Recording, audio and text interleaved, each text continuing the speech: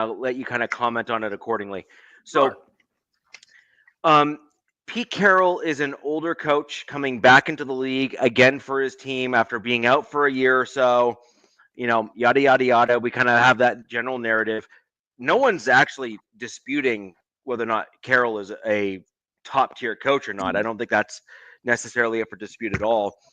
But I am a little bit concerned for the trajectory of the Raiders, given the fact that you cut a young guy who may have potential in favor of a veteran guy who has by and large established who he is in the league. Now, that may be what your team is looking for, right? Maybe Yeah. that's exactly what fits the roster, and that's cool. Totally get it. But I will speak from experience because, I mean, there is no more critical Broncos fan than me of my own team. Like, it's just, I'm sorry, it's true. No, sorry, not sorry. Sorry, not sorry. You I'm got not it. even sorry at all. I will own that 5 days a week and 3 times on the weekend.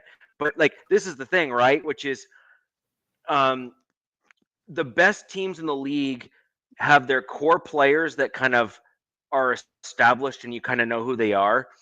And then they develop younger players, allow them to go through the 3 years, they start excelling, and then they start swapping in and out those veteran players as they start to age out and either trade them away or bring up those younger players who end up are either better than the veterans or at least there isn't a drop off, right? Like, Okay. that's typically the best teams. Yeah, I got you, but can you cite, somebody that they gave up on to go? I mean, other than Mello Dotson, and I had a really good feeling about him. Other than Mello Dotson, they still have younger guys that are in their defensive backfield. The folks that we had last year. Okay. Polamalu is relatively like third year young. They have DeCamerion Wembley. They have, DeCameron Richardson. Sorry, I was going way back on Wembley. Hey, good to see you there, Tano. They got Richardson. They still have Taylor, who's a safety that they need to get some more use out of. Again, young kid, maybe second year. Okay. Yep. They even the Jacorian Bennett is second, third year, young. So it's not like that they just said, okay, well, we can't do anything with Dotson because and maybe Nav can tell, or maybe you guys can tell me, the gentleman that was at Kansas that is also on their team, that is the unrestricted free agent rookie, and I can't remember his name. Very good ups on him. Played for Kansas. He's still there as well. So other than maybe getting rid of one USC defensive back that was young, they still have a lot of young guys. They actually need more guys with tooth and the experience so that they're not just trapping out all these young players. They got players that are young that can look at the older players that are going to get some tips and pointers from. I mean, Adams is a great player for that. Can I jump in? Can I say something a little bit? That's probably exactly why Jamal Adams was brought in. Yeah. To bring over Pete's kind of philosophy and culture with these young guys,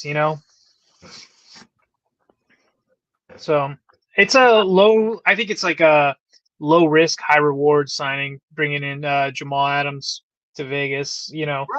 If it doesn't work out, At least he's going to be able to show these guys, if he's willing, and I'm sure he's going to be willing to show these young bucks in Vegas, like, hey, this is the way Pete does it, and this is how we're going to want it done. And personally, this is my feeling on Jamal Adams is I think he's going to be a box safety for you guys. I don't think he's going to be playing deep at all. I think he's just too stiff these days to be a deep safety. I think he's going to kind of try to be like what Derwin James does. They bring him down to the box, and I could see that with Jamal Adams in Vegas, which should be fun if it works out. Yeah, I was going to say Jamal Adams is signing is you got a guy that he's going to be going into the coaching ranks pretty soon. Whether it's one of those things where it's this year or if he, like you said, if he's playing box, and again, I like being in the box myself. There you go. There's your little, je ne sais quoi for the day. But you got a guy that knows the game, and he's going to be an on-field coach while he's in there. He's still playing, and he can actually tell these guys the safeties and the corners. I've been in the league for 10, 12 years at least. I mean, it just seems like somebody throw me some stats on how long Adams has been in the league, and I would say at least 7, 8 years minimum. Okay. The thing is, you need somebody that knows the ropes. And in the backfield, Pete likes them big. He likes them young. He likes them fast, but he needs somebody that actually knows what the hell's going on. And Adams is that guy that knows what's going on. Stokes is like that. And by the way, Stokes was the other guy. He's like a third-year, first-round bust that they brought in to play corner, who, again, he's got the length. He's got the speed. He just doesn't have what it was taking because, again, he's been gone, not playing as a Green Bay Packer. It's a good mix of young and experience. Okay. Yeah, there you go. I like being in the box, baby. I'm glad somebody got it. Okay. That's what she said. And it's a good mix there. So I don't really see, other than getting rid of Mello Dotson, and who's to say that, that he's not on a short rope with if things don't work out and you're not with somebody else. He's already been there through OTAs. He's a quick phone call away if he doesn't make it with somebody else. I think that it's still a win-win for everybody. My only point is that a lot of teams will want to target certain young guys to develop and bring up, even if their ceiling is special teams, right? Like as a gunner or a blocker or whatever. The best teams seem to churn through in that direction. That's all I'm saying. And I just think that you brought him in for a reason. You brought in some of these guys for a reason, all of them actually, right? Like you had a pick of a wide array of different players, and you decided to bring in those that you did. And so some of them you're going to bring into the building, and you're going to just say, no bueno, right? And that's fine and fair. I totally understand, especially in the UDFA class. Some guys look great on film in college, and they just came in and were like, I'm here for the paycheck now, give me my money. And they're not in it for the right reasons. And that I totally follow. I totally understand. But unless those reports or details have come out in any way, shape, or form, it's unfortunate because a lot of the really good teams will find those gems in the UDFA ranks of 3 to 4 guys. 1 or 2 make the roster normally every year. And then a lot of the times the really good teams will have 1 or 2 of them that end up on the practice squad. They start developing, and then they make the squad like the next year or the year after, just because of the programs that the teams are putting in place in terms of elevating players and competition and those sorts of things. And funnily enough, Pete Carroll was one of the best at doing that kind of stuff because he used to always have the in-season competitions constantly. And so it drove the young UDFA and roster bubble players even more to try to show out and prove their worth so that they could rise through the ranks and make the roster. And that's how, frankly, that's actually how, Baldwin, for example, became a household name as a wide receiver in Seattle, is because he had to prove himself. He had to show out in order to even make the team and do the things. Okay, then I give to you again, and I go back because I think maybe you missed it. Okay, I was talking about the DCAM, who's year 2. Okay, Jacorian Bennett, who is year 2 or 3. Polamalu, here's you 2 or 3. Okay, then we got Porter, who we drafted, who has all of the what we really are looking for: length, speed, and can do those things. The kid from Kansas, and I'm very sorry. Or sorry, not sorry, but I'm very sorry that I can't remember his name. He was one of those good, real, wow, that was a great guy to pick up in free agency. That's 5. And I'm sure that there's others that are still there. So if you're talking about, well, we got rid of all of these young players, I'm sorry, Richie, I don't see it. I see a bunch of young players that are there to be under the tutelage of Pete.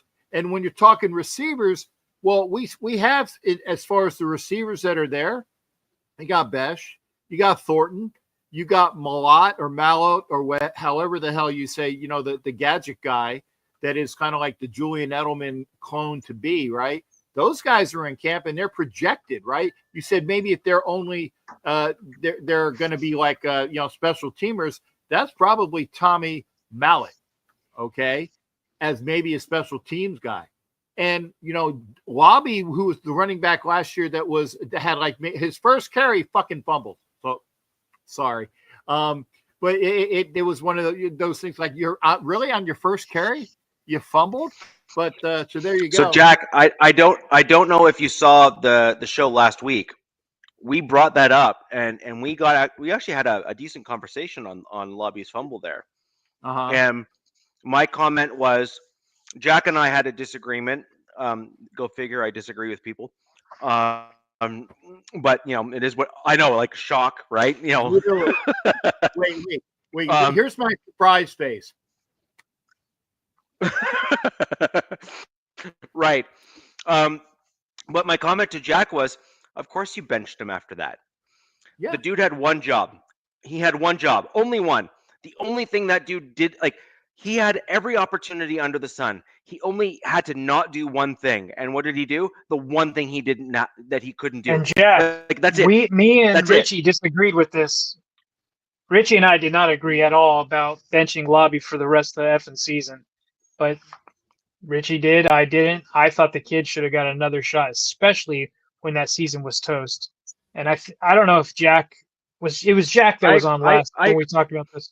Yeah, I agreed with your take that at the end of the Raiders season, when the season was kind of not within grasp of kind of becoming, out of hand or getting competitive, I did agree with you that opportunities should have been made to the roster bubble guys and the guys that were benched to prove themselves, because you need to know what you have going into the draft if you're trying to improve as a team. And I did agree with that. But where I completely disagreed with was during the season, the dude had one job. He needed to learn a lesson, and he needed to learn the hard way. Okay, Lobby was benched after that, but you know what? He was brought back into that very same game. So it's not like he was taken out of the scrimmage. He was brought back in that game. It's not like, okay, you go to the locker room and just sign out. Okay, no, He was brought back that same game. But the other thing was that Sincere McCormick was that young guy that was getting a lot of those carries and was looking really, really good. And Sincere has been around for like 3 or 4 years trying to make the team. And he was on that cusp of doing good things. And then, of course, effing shucks, he gets hurt around the very last game. So he's brought back, and he's going to be one of those guys in the backfield that needs to show what he's got. Lobby is still there. It's not like, they said, hey, take the train to Saskatchewan and learn how to speak the Queen's English, and then go up there, okay? The point is he's still there, but he's got, and if we're just talking about Lobby, he's got a lot of people that he's going to have to try to win a spot against, not just in the running back room, but in the guys that are going to be gadget players or special teamers. So there are those players, Richie, that it's there for his taking. It's a matter of who's going to show up and show out. So I talked about this last week. I think this was when Ref Guru was on. I'm not entirely sure, but I did come in at the end. It was great to see you guys on there. I think that Lobby is going to be a really fun toy for Chip Kelly. That's kind of like, I think he's going to play this gadget guy. Obviously, he's not going to be your number one starter because everybody in the world knows who the Raiders have at running back, right? Ashton Genty. But I think this guy. Name does not sound familiar. I haven't heard anything about him. Yeah. I think I'm higher on Lobby than most are. I think that Chip he fits right in Chip's wheelhouse with what he likes to do, like how he likes to run offenses. So that's my take on him. And Well, I don't think I do have a take on the Laube thing, and it'll probably go right down the pipe of what Jack was saying, even though I don't know what he said. Just from a coaching perspective, you have a rookie that goes out there in a critical play and gets the ball punched out by arguably one of the best defensive ends to ever play the game. No rookie can expect that kind of ease of taking the ball from him, and he's not known to fumble.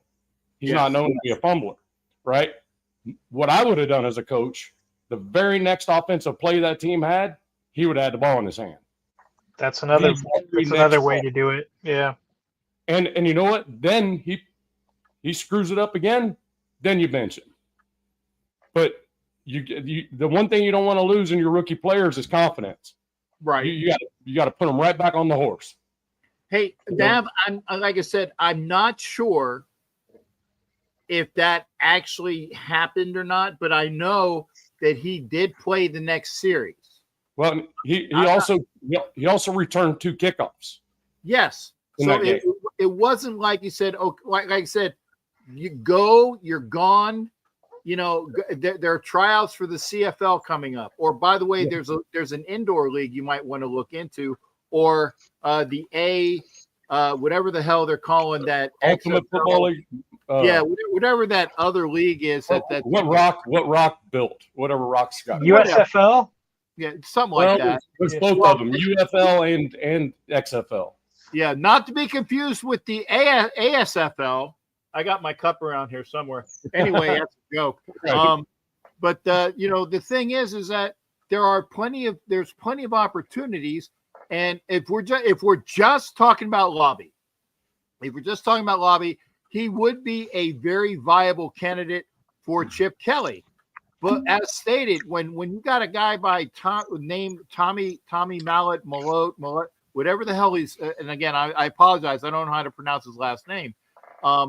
He is that guy. He is that gadget. He's a quarterback now being a wide receiver who can return punts and do all of those other things. And oh, by the way, don't forget about JJ Pegues, who is that like 340, 360 pound, lead fullback and blocking back and fridge player guy. There's a lot of gadgets that can be done because who do you got at offensive coordinator? Chip effing Kelly, who is that guy that the Raiders needed. And if we go back and really think about these things, all of the other coaches in the AFC West are offensive dynamic gurus. The Raiders needed a defensive-minded coach in order to combat the guys that are already coaching in the AFC West. And then they got the best offensive coordinator, in my mind, available at the time. And now they have an offensive guy to come in. It's a great thing for the Raiders to have. And again, I'm not saying, hey, print, Raiders Super Bowl shirts and hats, because, I'm not smoking whatever that is, because it doesn't exist, right? I'm just saying this is year 0. Okay. This is year 0, not even year 1, year 0 for the Raiders under Chip and Carroll. Okay. Mixing in what Patrick Graham has on defense. Okay. This is year 0. This is the gel. This is the get the stew together. Okay. And you'll see something by the end of the season to what can happen. I'll go back to Gruden 1.0. Okay. Or it was the Raiders were playing in Kansas City. They were 7-8 in Kansas City, the last game of the year. And the attitude was, if we're not going, you're not going. They went in and beat the pants off the Chiefs that last game, which is what thrust them to the 12-4 year that they had the following year. Okay. That was when the gelling was done. It's got to come to that point, and it's going to come to that point with Pete Carroll. I'm sure somebody has it in the stats there where Pete Carroll's record, he's not less than 8 wins or 7 wins for all of the time that he's been in the league, I'll take that. Because again, I also said this last night, the Raiders will have the best plus differential of wins from this year as compared to last year than any team in the AFC West. +4, right? Yeah, +3 to 4. And I'm thinking 4 would be good because that would be 8 wins. Okay. Yep. And an 8-9 win total, or an 8/9, or even a 9-8 would be +5. Right. Okay. Yeah. I don't see anybody even, maybe a +3 if the Raiders get the 7, and maybe another AFC West team wins 3 more. But I don't see another AFC West team winning 3 more games than they did last year. I'm sorry, I just don't see it. Look, I'm a diehard Chargers fan, but I see my schedule and I'm a realist. Like my schedule, or mine, but the Chargers schedule this year is brutal. It is a step up. Yeah, DZ, that's the point I was about to make. I mean, I have us realistically 10-7 and here's the reason why. I see 2 games. Looking at the schedule, you can just say, you can look at it and just from last year, right? And the differences and who got better, right? Games we play, especially the first part of the season. I can see 10-7 just looking at the schedule. You can see it happen. However, we are the Raiders, so we're going to lose at least 2 of those games that we should win. You sound like a Chargers fan right now. Right. Well, right. Same. And a Broncos fan, right? I mean, really, in reality. But then we also win games we're not supposed to. Thank you. So thank you. The Raiders are good for at least 2 wins, and last year it was the Ravens in Baltimore, week 2, because I was there. Okay, nobody effing expected that. No, not at all. I didn't. There's the other wins, or the other losses, where you're like, "Are you effing serious?" Panthers, the first game where we lose to the Panthers at home. Yeah, my wife's a Panthers fan. Crying out loud, that was awful. Yeah. And you're married. Huh? I said, and you're married. Yeah. That's unfortunate. She's an NFC fan, at least. Hey, she cooks good and she puts out. Fair what enough. more can you ask? Right. For 32 years, bro. 32 There you go. Yeah. Congratulations. Yeah, Cool. I mean, so I see it. I see 10-7 possible just because of the schedule and because of the history and the improvements that have happened all the way around. And back to Jack's point about us keeping the younger players and developing them. Jacorian Bennett's going into his 3rd year. Guess what? He needs to do it this year because he was not a first rounder. So he's a 4-year rookie contract guy. A lot of guys, that 3rd year is the prove it year for rookies. That's the prove it year, right? If they haven't already yet. So Jacorian Bennett has gotten better, and we'll see what happens there. You know what I mean? It's one of those where you kind of like, you sit and think about it. There's been this whole, he's not from this regime, so he's gone. That we've heard that for the last 5-6 years. You know, and we've seen it happen. Hell, Khalil Mack is one of them. Freaking, you know what I mean? Josh Jacobs is one of them. Not from this regime, so he's not that big. We're not going to give in to his demand, right? But you don't hear that this year. You don't see that. I have a very similar comment, which I'm sure you're not going to like, but to be honest, I don't care. Oh, wait. I give it a little bit. Yeah. Exactly. Like Jack and I have been doing this long enough together that it's like shorthand at this point. But it's a real thing, and I'm kind of sick and tired of a lot of folks not understanding. So Pete Carroll's going to run a certain type of defense. He's done that defense throughout his NFL career. So this is not new. This is not like, this should not be a Jack surprise face. This should not be anything. This should literally just be, we expect the thing, right? Because Pete is going to want to try to put together a certain composition on the defensive side of the ball. Mm-hmm. And he is big on secondary, big on hard-hitting facts, hard-hitting guys that just like Good pummel tacklers. people. Good tacklers. Like sure tacklers, that sort of thing, right?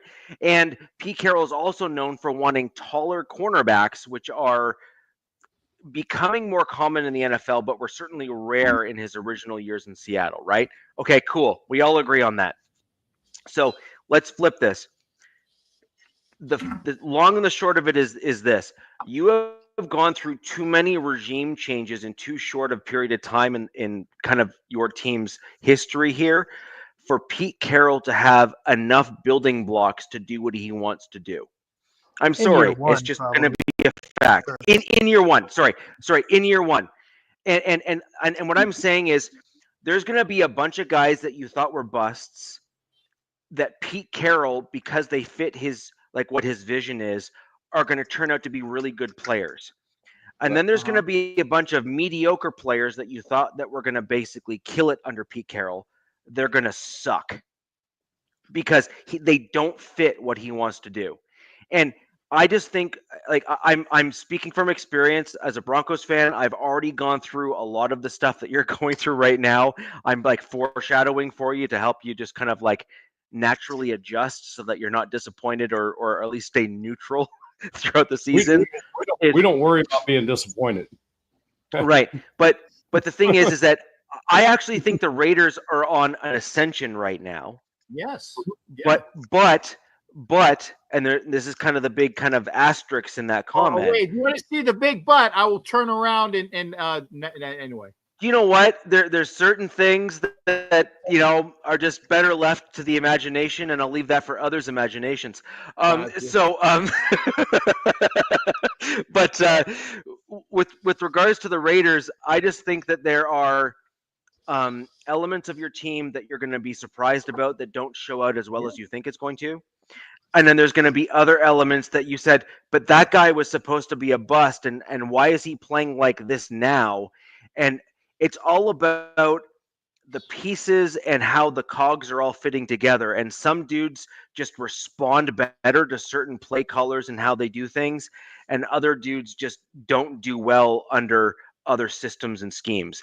And so as a Raiders fan, my general sentiment for you is I see you guys in the first year of Sean Payton, give or take, just to kind of give it, bring it back to like a Broncos analogy, which is kind of what I know and follow the most, obviously, which is you're going to find a bunch of dudes that fit really well. You're going to have a bunch of guys that you're going to like that are going to be cut because they don't fit the scheme or system or culture as well. Culture is a big deal. And then I think I think you're going to end up seeing your year two being where you're going to go like you're going to take that vault step forward. You're going to go from like an 8-win team or a 7-win team to like a 10 or 11-win team because you've got a solid quarterback in place already in Geno Smith.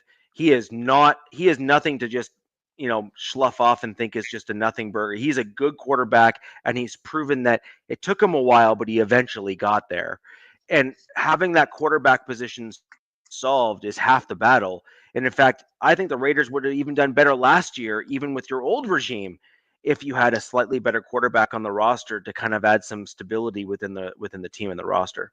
Yeah, or if they would have done. And I'm sorry, Diza, let me say this real quick. They had that, and they effed it up because the better quarterback was AOC 12, and they said, "No, we're going to go with Booger Boy." And have him come out and be the starting quarterback. And again, at the time I said I understood the reason why, because of the schedule that he was more he had more playing time and he had seen more things. He was more of a vet quarterback. I said I understand the reasoning, but I don't effing agree with it. And as you know, it was a win against the Ravens that we weren't expecting, a loss against the Panthers, and it was, it was like a hick bump hit, but it's a downhill. Had they had AOC 12 come out from jump, that season last year would have been better in my mind. They still had a Mickey Mouse OC by the name of. I agree. Captain. I agree with that. So the fact that he's gone, and Rich, you're saying that, we're expecting too much. Richie, like I said, I'm expecting 7-8 wins. It's other people that are saying 9, 10, maybe 11. I'm expecting 7-8. That's a fantastic year for me because it's year 0 gel. It'll be year 1 at the end of the year. Okay. It's not year 1 yet. Okay. They're still getting stuff together. So maybe other Raider fans are seeing that. That's fantastic. By the way, if we get 10 wins this year, that's friggin' bonus city, baby, where you have great icing on the cake, throw the maraschino cherries and the caramel fudge, and even get the chick to jump out and show her panani while you see the 10-win season. That's a great thing. It's not to be expected, but if you're going to go there, then fine, let's effing see something like that. But that's not what I'm saying. For those that want that, just cool Jets, 7-8, a double of the wins. That is a successful first year, because I also see, like you were saying, it's that second year, or shall we say 2026. So because I know we're confusing people in my estimation with year 0. Yeah. Okay. If we're confusing people next year, that's going to be the Zoom takeoff. And that will happen in my estimation, but you need to have people come together this year. I apologize. I have cramps. And don't give me any vaginal cramp things. I got my legs. You got old man leg cramps. I got them. I wanted to say something to jump in. Richie said something about the division as a whole as ascending, and I agree. The division's ascending, and we don't have a Chiefs representative on, but I kind of want to talk about them just like a split second. Like everybody has looked at the Raiders, who they hired, who they've brought in, rightfully so. Who the Broncos, what they've got going on. They won the offseason, in my opinion, with their additions. And then Chargers, what they did, who they've brought in, Jim Harbaugh, And so from the outside looking in, people are like, this AFC West is ascending, and everybody's counting the Chiefs out. And, I have, faith in my team as a Chargers fan. I'm sure everybody does with their teams. But they're still loaded, man. The Chiefs are still effing loaded. Yep. Probably have the best staff in the league. Both. What cramps are there? You go. Yeah. They probably have the best staff in the league still. And, other than Travis Kelce, hitting the retirement home soon, I see them going with a more, true West Coast offense than they've had in these last couple of seasons. And right now, Mahomes, we could say what he wants because these last couple of years, he hasn't looked like the Mahomes when he first came in the league. But the kid is clutch. How many games have we seen where the Chiefs just end up winning the last 2 minutes? And look, we had Ref Guru on last week. We already talked about the reffing stuff, so we don't need to bring that in, but we're all aware. So it's going to be one of these teams. That helps a lot. You're right, but it's going to be one of these teams who blinks first, because who's going to take this division? Like, it is – I don't think in my lifetime – and look, I'm not as old as you are, Captain Jack, but I don't think I've ever seen a division like this where it's looking like, holy heck, dude, who blinks first? DZ, can I punch in on that? Yeah, jump in. Because, I'm looking at this, and I'm looking at the AFC East. I'm looking at the AFC South. Could this possibly be the year that a division sends all four? Probably not with the schedules, but I don't know. I know what you're saying, but my schedule. If the East only sends their champ, we still got the AFC North to worry about. Because it's only good. Buffalo's the only one that's really, truly for sure, because the Dolphins are in cap hell. They're going to have to cut people in order to sign the rookies. They got to sign the rookies still. They still got to pay the rookies. They've signed them, but they still got to pay them and stay under the cap. They had $7 million when the draft happened. Yeah. You know what I mean? Yeah. So I'm talking about like it's nitty gritty in the AFC West, and it is truly becoming the Wild Wild West. Like this no doubt. division is gonna be gnarly, and if you want a game, it's gonna take everything. You know, there's no plays off. Like if these guys really want to win a division game, it's gonna take everything because 4 best coaches in the in this division, right? All there, and then everybody has a competent, good quarterback. You know, good D coordinators, Vance, Patrick Graham, Jesse Minner, Spags. We all know Spags in Kansas City. So get your popcorn out, man, because it's going to be wild this season. It's going to be wild. I mean, we have 3 coaches. Well, all 4 coaches have been to a Super Bowl. Right. 3 coaches have won. One. Yeah. 2 of the coaches have been national champions. I mean, I don't know how you put that for those 4 head coaches. I don't think anything. I'm just hoping Pete doesn't need another one because Pete's like, I already been there, done that. I got both. You know what I mean? Well, it's not important. Yeah. So it's interesting, and just as NFL like is pushing me away, it drags me back in because this is setting up to be pretty good stuff, man. Really good stuff. So DZ, I got a question for your Chargers side. So when Rich was talking about how the Raiders are in that year 1 with the new regime and all that stuff, I mean, you are too, right? Yep. So, Richie, you feel the same way with the Chargers that, I mean, because you made points about how the Raiders are only going to be so because of all the regime change and all that stuff. Do you think the same thing about the Chargers? They've already gone through it. So they had Harbaugh for the first year last year. No, that's what I'm saying. Went through. No, what I'm saying is, so are you saying that you guys, Sean Payton's first year was last year as well, right? No. That was his year. Yeah. Okay. So you're going into year 3. You're going into year 2. And then we're year 1 with ours. Okay. I was just trying to be clear on it. So, okay. Yeah. So my general take is exactly what No, it's not. I know where you're going, and the answer is, look, I'm not trying to install. It's just, it is what it is, man. Like, you were wrong. I'm sorry. It's true. Call a duck as far as I'm concerned. But in terms of this, gentlemen, I'm gonna turn my mic off real quick because some just threw a grand slam pitch. So excuse me, I'm gonna F offline. Okay. No problem, Jack. Mm-hmm. So, well, this is entertaining.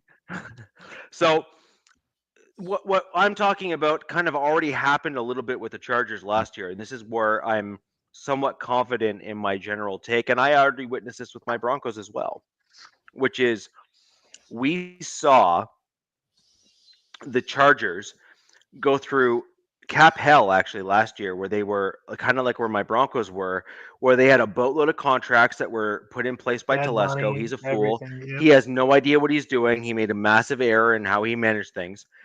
And they're only just starting to come off of that this season. Now, they're not fully out of the woods yet. They still have a little bit to deal with, just like my Broncos have that last little bit of Russell Wilson, cap hell.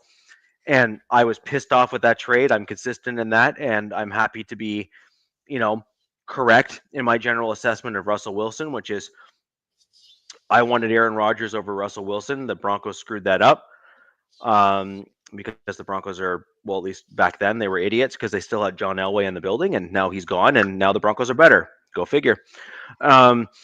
He's not throwing the ball anymore, so he's no use to me. So, I think it's fantastic and wonderful that he had a great on-field career, and that should not be diminished. He is certainly one of the all-time greats at the quarterback position. But the dude was absolute trash as a front office person, and I will stand by that, and happy to debate anyone that wants to fight me on it. What was his VP? Was he VP of operations, was he, or something like that? He was basically the VP of football operations in his first year, where everyone's giving him all the credit for what he did. He was basically there in title only, just because he had a really famous name within Broncos country.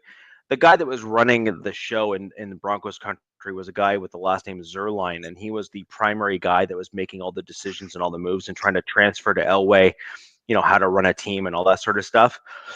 I think the problem is that Elway was too busy drinking and trying to chase after younger women to actually learn how to do the job, and then got caught on the Segway, smashed out of his mind shortly thereafter. But anyways, that's funny as shit, Ardell. Did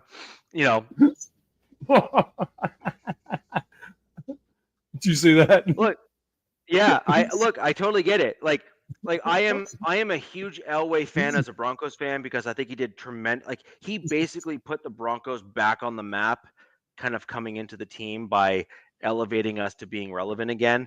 There's nothing to diminish the play on the field, but at the end of the day, you have to separate the executive from the player on the field. And some guys have it, some guys don't. Some guys can transition out of football and do really well.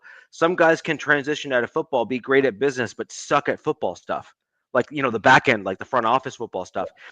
And I think too many people get too offended by the fact when Broncos fans, or anyone else for that matter, starts, pointing out the obvious, which is that Elway didn't do particularly well for the Broncos. And now we're doing better now. We love him for that. Look, and that's totally cool. So, I mean, now I actually have a beef to pick with this comment here real quick before I get on to what I was about to get to. Broncos fan for life, let's be honest here. If you have a crappy front office and you pick a generational quarterback, and Josh Allen is a generational quarterback, the dude is like the dude's insane, okay?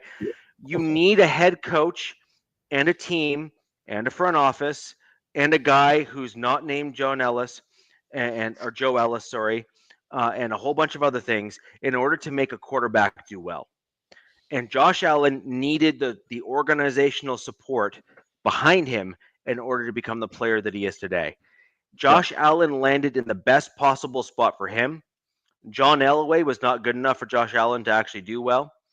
And to think otherwise, I think, is a little bit short-sighted and not fully understanding what it takes to get a successful person.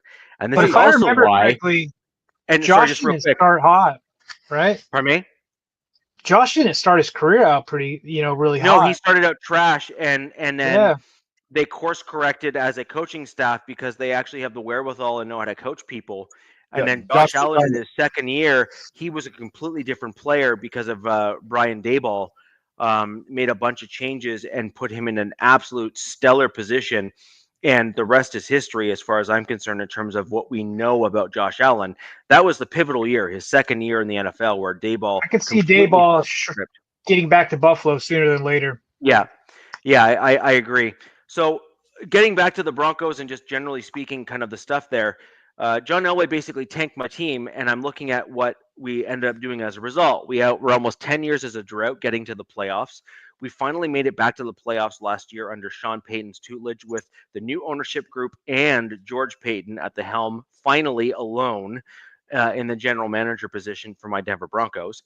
We finally started to see better contracts emerge as a result of George Payton running the show without John Elway's influence. And that all makes a difference. And I've been incredibly consistent on this as a Broncos fan. You can go back. I'm on film for like 4 or 5 years now, where I've been on YouTube podcasting with this stuff. I have been very, very consistent. The problem with the Denver Broncos organization was their inability to move on from John Elway with the fear of offending the soft fans of the Denver Broncos fan base. And we finally did. New ownership group said enough is enough. And we're now starting to see the results of that move and change. But that's a cultural change as a result of the team making those moves. The Chargers over here did the same thing last year.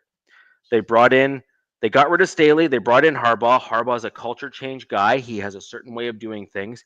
And you saw an absolute dramatic shift in the way that the team operated, ran, and how they did things on the field. I think the Raiders The problem with the Raiders versus the Chargers is at least the Chargers had the same bad coach for the same amount of time. They didn't start ebb and flowing through coaches. They didn't have like one regime and then another and another and another. The Chargers stuck with the same Kinda. crap. Kind of. Look, you had Staley for like what, 4 years? 3. And then before that was Lynn and then McCoy. Those are the LA guys. But Right, they but were but all but for 3 trash. seasons, so the Raiders have gone through. Correct me if I'm wrong, Nabman and Captain. I think you've gone through. Was it? Since Isn't it Gruden. 3? No. Since But I'm talking in a 4-year stretch. You've gone through 3 head coaches, have you not? Oh. 5 Is there since some- Gruden. Are you guys talking about interim as well with Yeah. Biat? Yeah. You got Bisaccia? Gruden and Bisaccia. I like Then you Bisaccia. have Josh McDaniel, McDaniel. and AP. Then AP with the year, and then Now I don't want to talk about that. Yeah. And now So in a 4-year stretch, so I'm right. So in a 4-year stretch, you guys you're on your 3rd coach, and so the challenge was full-time something like coach. that. Yes, 3rd full-time coach, correct. And so the challenge with that in a 4-year stretch, when you actually look at it, is each coach is going to come in to try to put their stamp on the team. So as an example, you had Josh Jacobs go.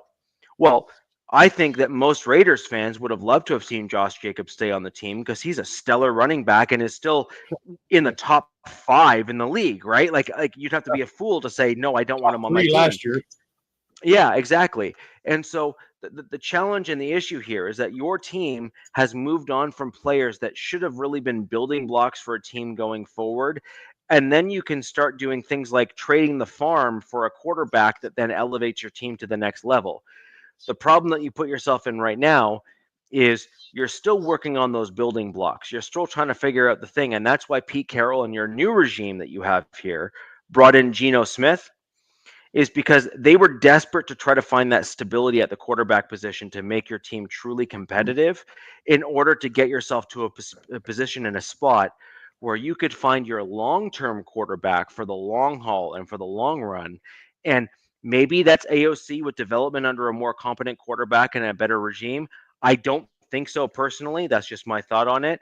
I think you need to look outside the building in the draft, and you need to find someone that you can have be that long-term guy. Richie, you are going down the right path until that last comment. Okay, the guy is in the building. Okay, and there's also another draft coming out, but they drafted Cam Miller to be that guy.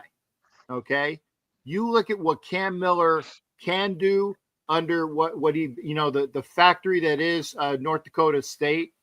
Okay, the quarterback factory that it is. Okay, I know you're like, well, who? Well, Stick, Wentz, Lance, and him, Cam Miller. And by the way, Miller and Mallett played against each other in the championship game of that conference last year. Both of them did. And they're Montana, both Montana, North Dakota State. What? Right, Montana and North Dakota State. The point is, is that you got to have him learn. Unlike with Bo Nix, who was thrown to the wolves and did well, Miller doesn't have to do that. And oh, by the way, they got Geno Smith to be that guy. He's similar, very similar. They got Geno Smith to be the guy to lead, and as long as he's there, he's good. AOC 12 right now, at the beginning of this year, is the guy that could come in, plug and play, and actually do things, God forbid, if there is an injury, okay? Miller is the guy in development. And if they see things with him, AOC 12 is probably going to be the guy that is gone. You got Miller as the developmental guy, and don't sleep on the kid from Nevada, Las Vegas, who is I think it's like Malik or Willick or the other guy that they have. He's probably going to be a practice squad guy. Don't sleep on him either. And again, there's another draft next year. Okay. So you're going to have all of the guys that are developmental players with Miller and the kid from Nevada that's there. And if I'm the Raiders, I think that maybe Miller should get a very bad migraine with a hangnail and get put on the injured reserve. Okay, you don't even fucking. Sorry, it's just me. You don't even have somebody that you go put him on the practice squad because he will be picked up by somebody. Okay, you don't even chance that. You either put him on the 53 and keep him there, and you just got to have 52 players plus him, and you learn to live with it because you don't want to expose him to anything, right? That's the guy. And I think if all goes well, by the end of the year, if not sooner, he's going to supplant AOC 12 as the backup quarterback. I have that much faith in him, Richie. And if they don't think he has that much faith, again, you got the kid from Nevada, Las Vegas, who's still learning if he's there, and you got another draft. Matt's talking to his ass like always. Well, and then Richie, I got a question. Who the hell is John Elway? Is he that dude that owns the car dealerships in Colorado there? And a steakhouse. He owns all these car dealerships. It's that guy, right? Yeah, and he's got a restaurant at the airport. Oh, okay. As well. Just checking. I see Edwards drinking tonight. Every time I fly through Denver, I flip it off because when I'm going into concourse, right by Elway's restaurant, I said, or in fact, I go, hey, right here, John, a double whammy, the finger and the the groin pull, yeah. Just saying. Yeah, but derail there. My point ultimately is the fact that a team has to go through. Like, there's very few teams like the Ravens or the Steelers or like those teams that are like that, which typically and very rarely actually don't have those lulls where they go down to like 4 or 5 wins total. Like, there's very few teams in the NFL that kind of constantly stay relevant. Most teams follow what the Patriots have done. The Patriots were at the top of the league, and now they're like bottom feeders at this point in the league, right? And that's because they're still trying to find their way again. And I'm not, and it's naive, by the way, for anyone to think that they're not going to find their way again ever. And I also think it's naive for a lot of people to think that starts this year, Richie. With Vrabel, yes, 100%, 100%. Vrabel is the guy I think that's going to probably turn the team around, and I agree with you there. But this is the whole point, right? Which is, you need to have the head coach, you need to have the ownership, you need to have the willingness to kind of, build a team out and all that kind of stuff, and you need to have the synergy between the front office and the football guys. And I think the Patriots are kind of that team that has that ability to do that. I also think the Ravens are a team that just thinks differently. You had the Ray I think the Ravens. You had the Ray part because the Raiders are that team as well. Everything that you said about, and again, I'm not trying to be biased, but it said if you're going to say the Patriots did this, that's what the Raiders just did. They have the front office synergy with the people that are coming in to build the team. They got the management that's with them. They got some former Patriot quarterback there to throw some, yes, no, or maybes in there, just for fun, right? Because at least he actually has been around a winning franchise. Everything you said about the Patriots doing this year is what the Raiders just did. The difference is that the Raiders are in the AFC West and the friggin' Patriots are in the AFC least with an L. I said that correctly. The AFC least, they have a different, they can have a shorter period of time to turn it around. You think they're going to have any problems with Tua? The guy can barely stand up straight, and he's one hit away from being, knock, night land, if not worse, God forbid, in a game. The Bills are there. They're always going to be there. And then you have I don't even know. It's like what the Dolphins, the Bills, the Patriots. I'm forgetting somebody. Isn't the Giants? Giants are the NFC. Jets. Okay, well, you might as well just say the Giants because the Jets are a joke, right? So the Patriots can get well quick, and they could, if they do this year. And by the way, that first game is in Foxborough against the Raiders. I will be there, and the Raiders always have a bad time in Foxborough overall. If you look at their overall record there, Right.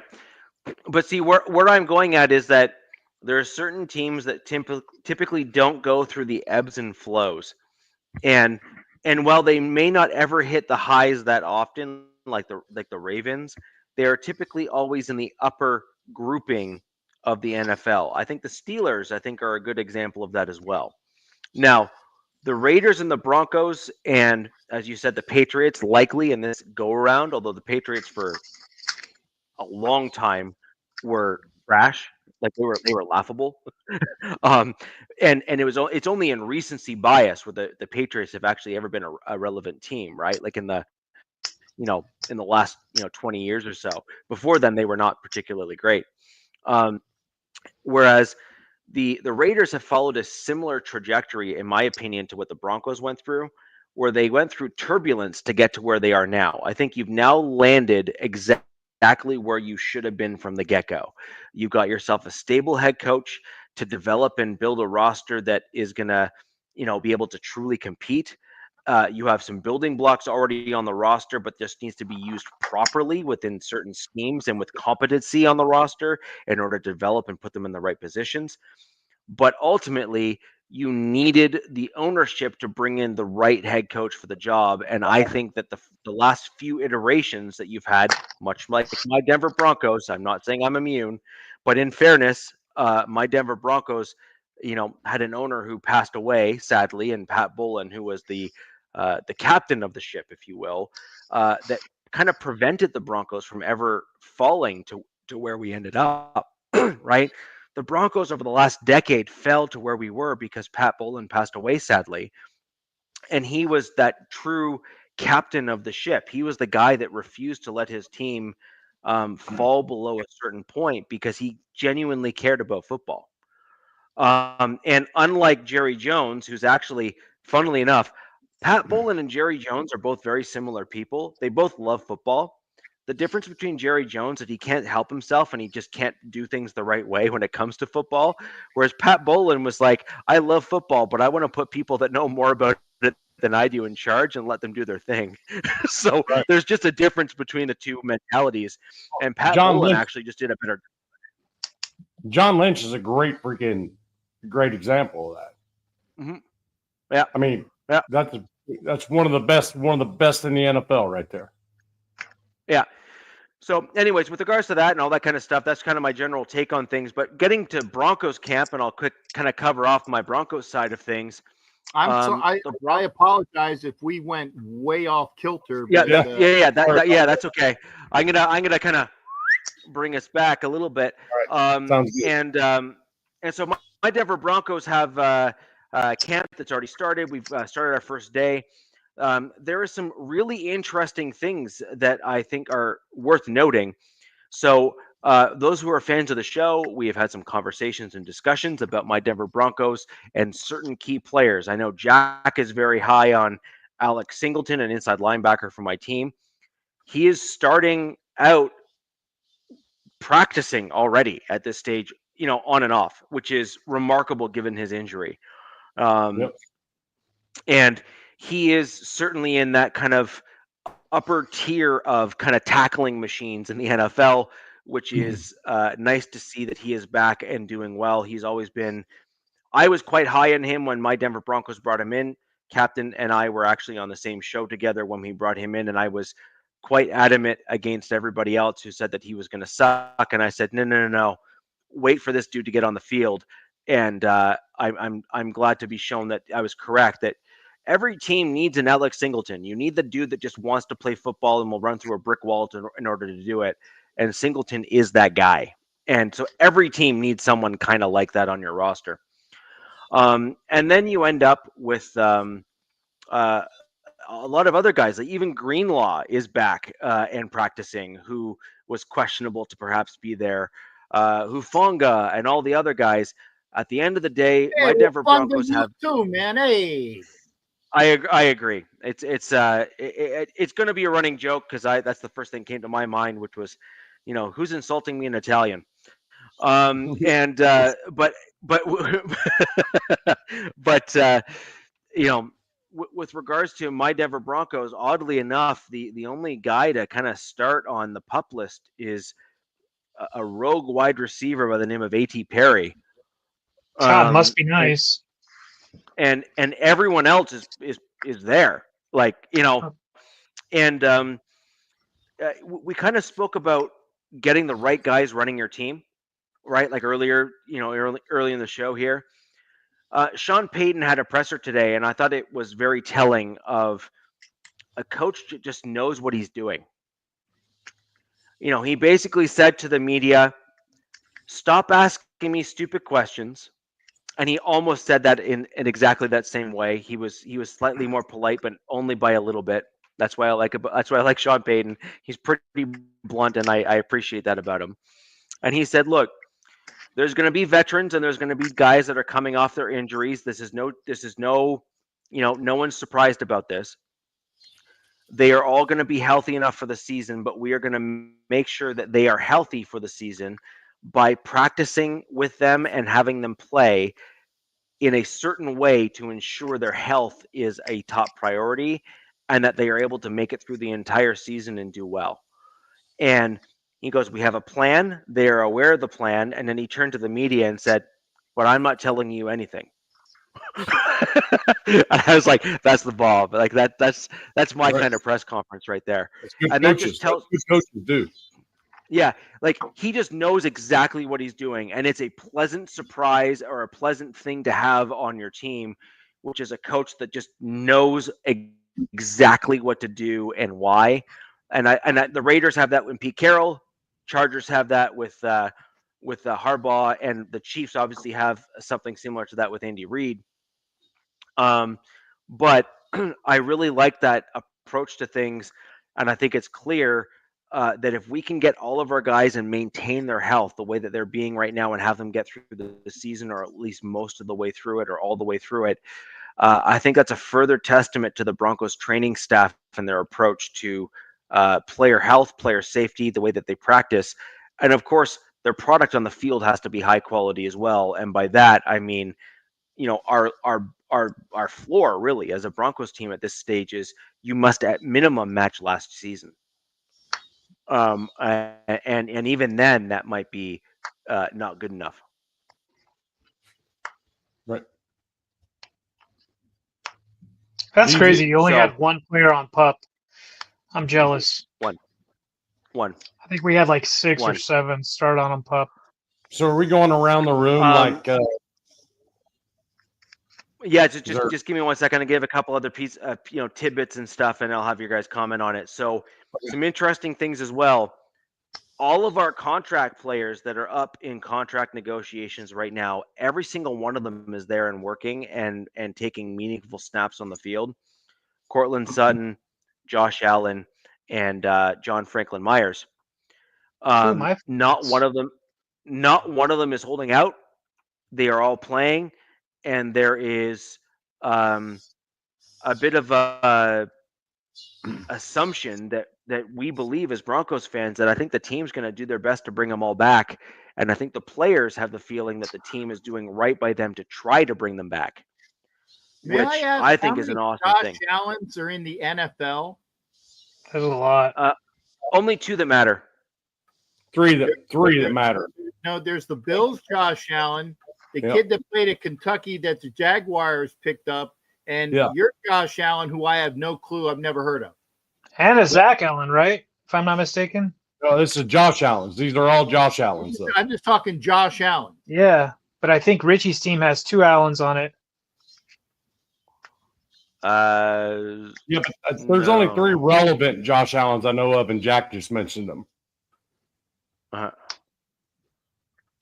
Zach is not on the team anymore.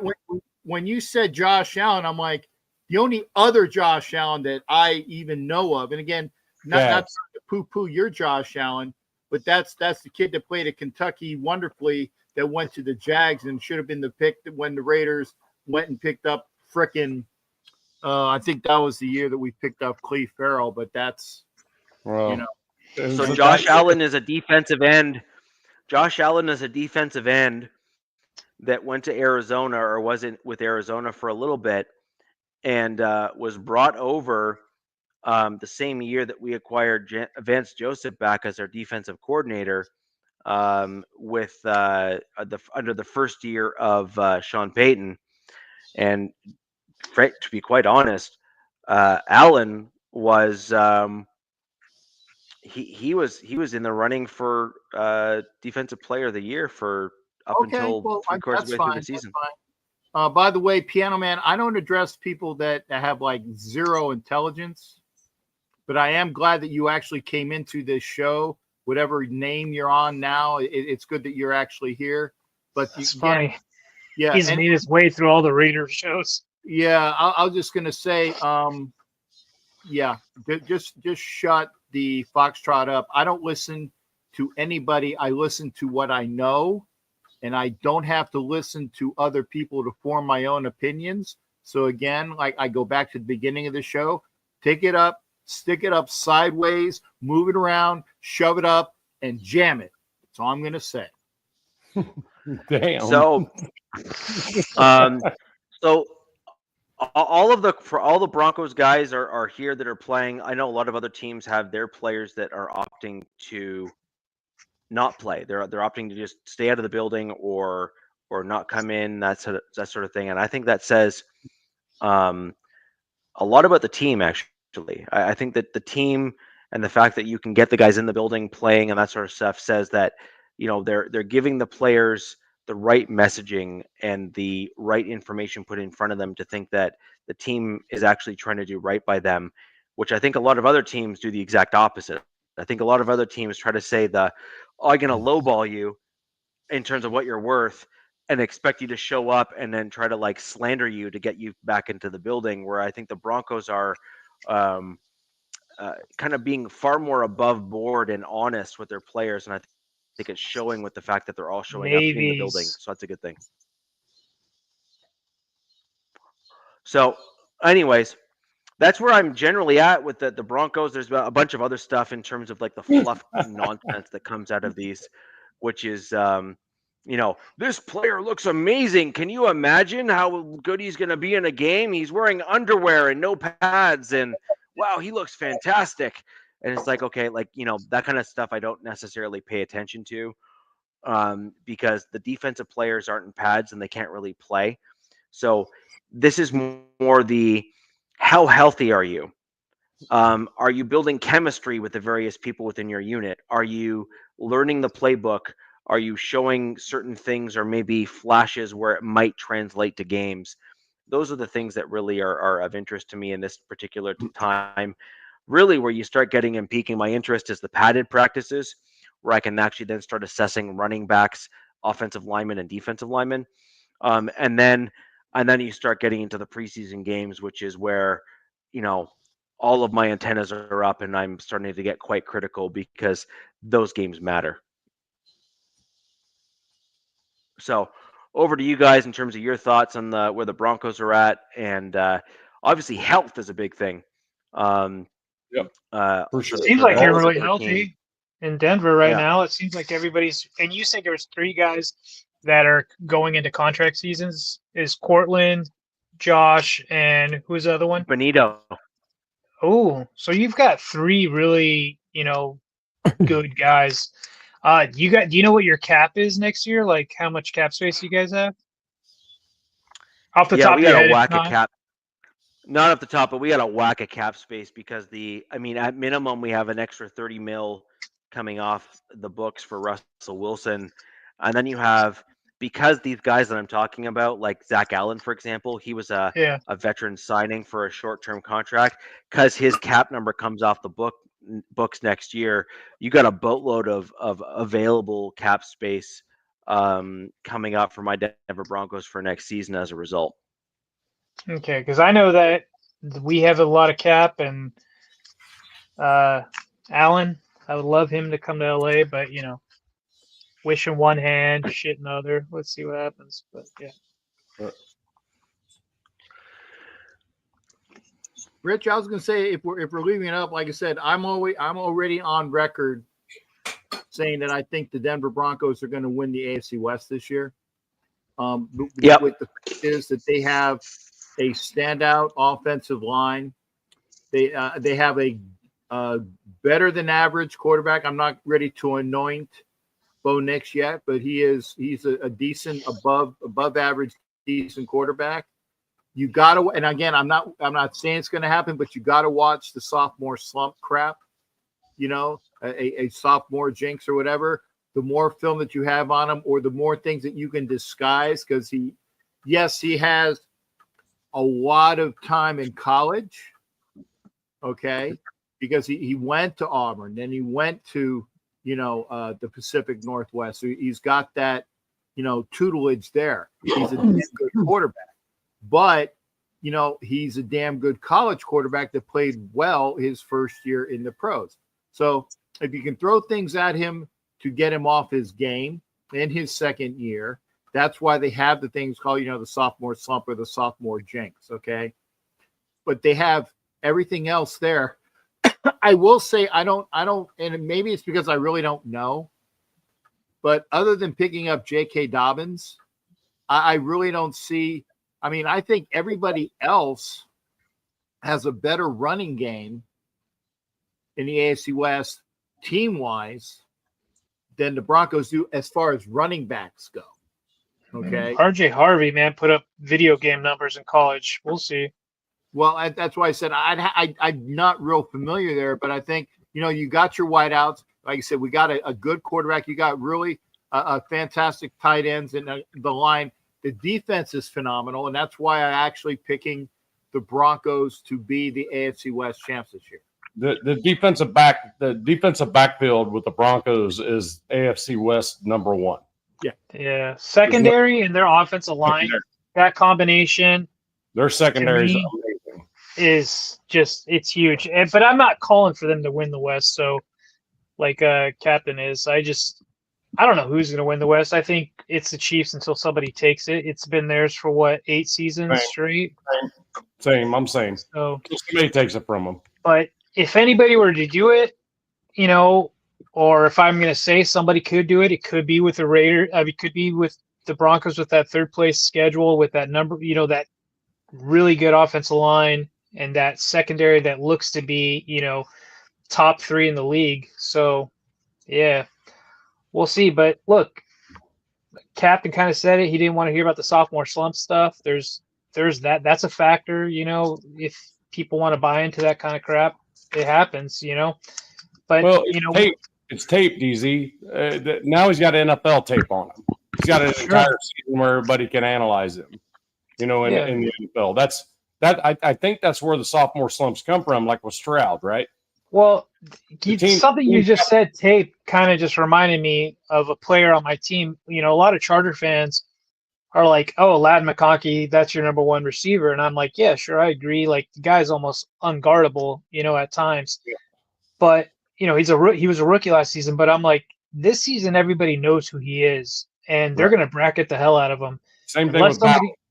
Yeah, Bowers and Myers and all your guys right down there too. So it's just like you can't really, you're putting your horse in front of your cart, you know what I mean, kind of thing, or your cart in front of your horse.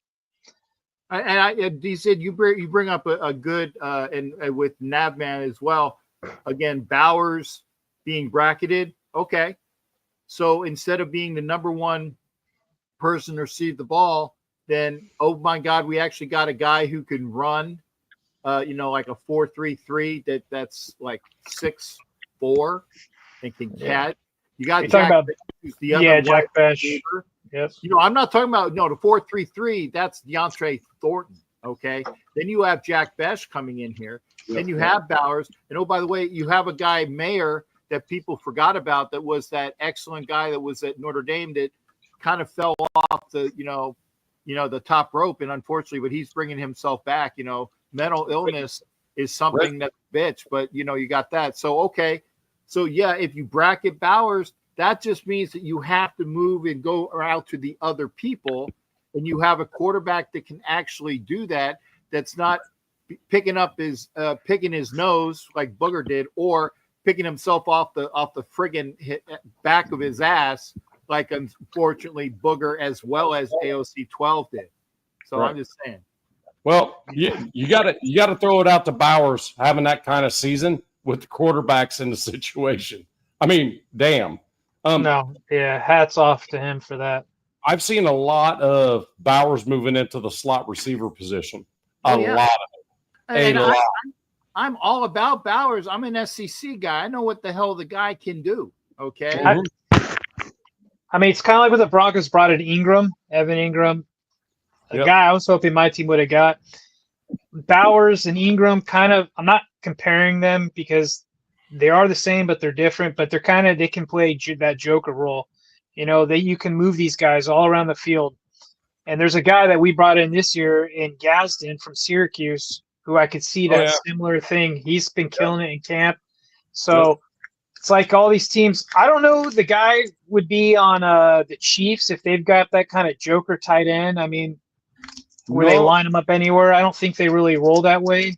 Maybe Bell. Really. They had who was that? Who was on the other side with Kelsey? Was that well, he's the guy you're talking about. I think that's the guy who takes Kelsey's job. Yeah, 84. Gray. I can't remember his name. And Gray. Is it Noah Gray? Noah Gray, I think. Yeah. Noah Gray? So I just call his number 84 because he is so much better than Kelsey right now. Yep, yeah. I agree. I agree 100%. Kelsey was being force-fed last season, essentially. He lines up in the slot a lot. Yeah. So, the only problem with Gray is that he doesn't. He's good at some of the things that he does, but he lacks the it factor that Kelsey had in key plays. So, what Kelsey is able to do is read the defenses and know where to go when the play breaks down. Right. Like if that makes sense, where it's like the play breaks down and he just kind of street ball. Yeah, he's good at street ball. Yeah, and him and that Kermit Darlene are very good at street ball. Okay, and that's why that's been their bread and butter because you can get after Kermit Darlene, and then when that stuff breaks, and that's what's so infuriating is when you got him in your midst, and then he gives you that real quick slip, and then he's out of it. And there's friggin' Kelsey wide effing open. And you're like, and again, just like I was, cursing when the Phillies just gave up they were up 5-0, walked in 2, and then guy had a grand slam, with the F epithets going out of my mouth like that. That's the type of stuff that I get with Kelsey open as well. It's like nobody covers it. But he does know the business. That's all of us right there. That's all of us. Yeah.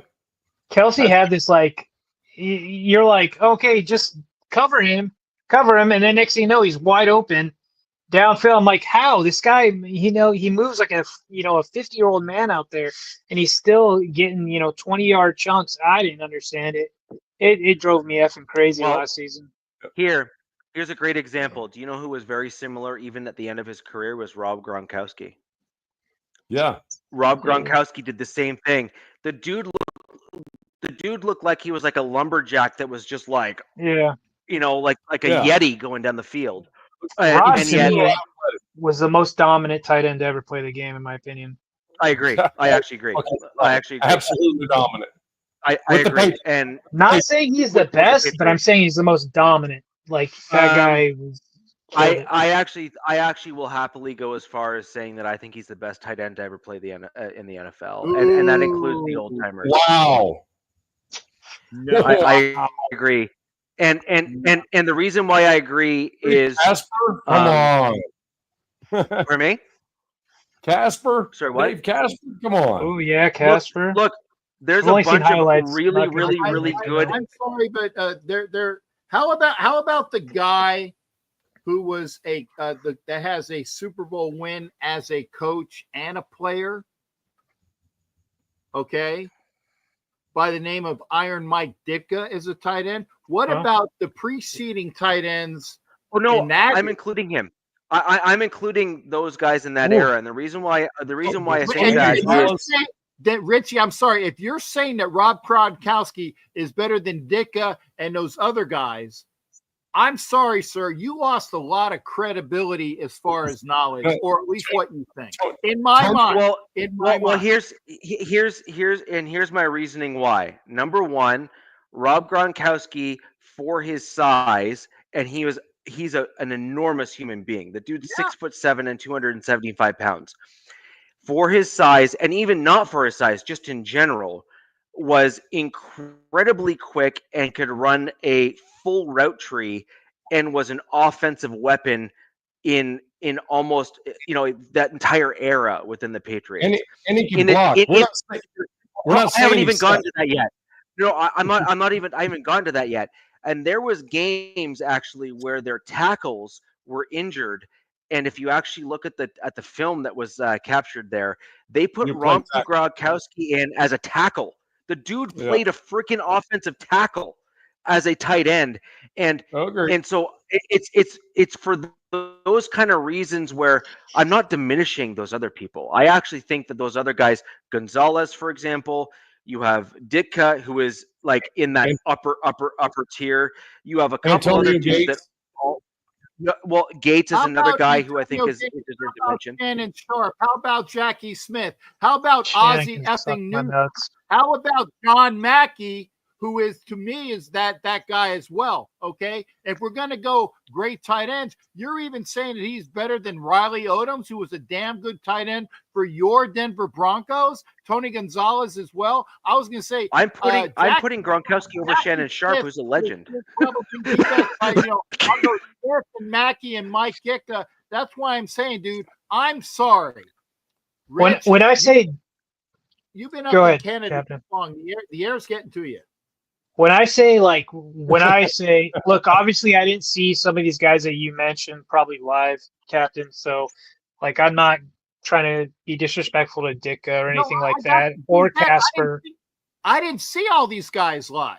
Okay. I didn't see all these guys live, but I know about the tight end position. I never saw Mike Ditka play tight end. I did see Riley Odoms play tight end. I did see John Mackey play tight end. I did see Tony Gonzalez play tight end. And, of course, Raymond Chester and Dave Casper and Todd Christensen. Yes, I saw those guys as Raiders. And I'm sorry, not sorry, when you say that Gronkowski is better than all of those guys, at least I would even give Kelsey some, he's getting there. He's spitting distance.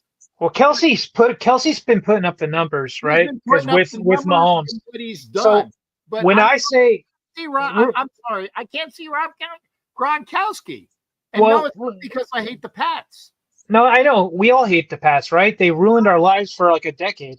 When I say Gronkowski, because look, the Chargers are a week ahead of this whole division due to the Hall of Fame game, right? And they're honoring Antonio Gates and other great players.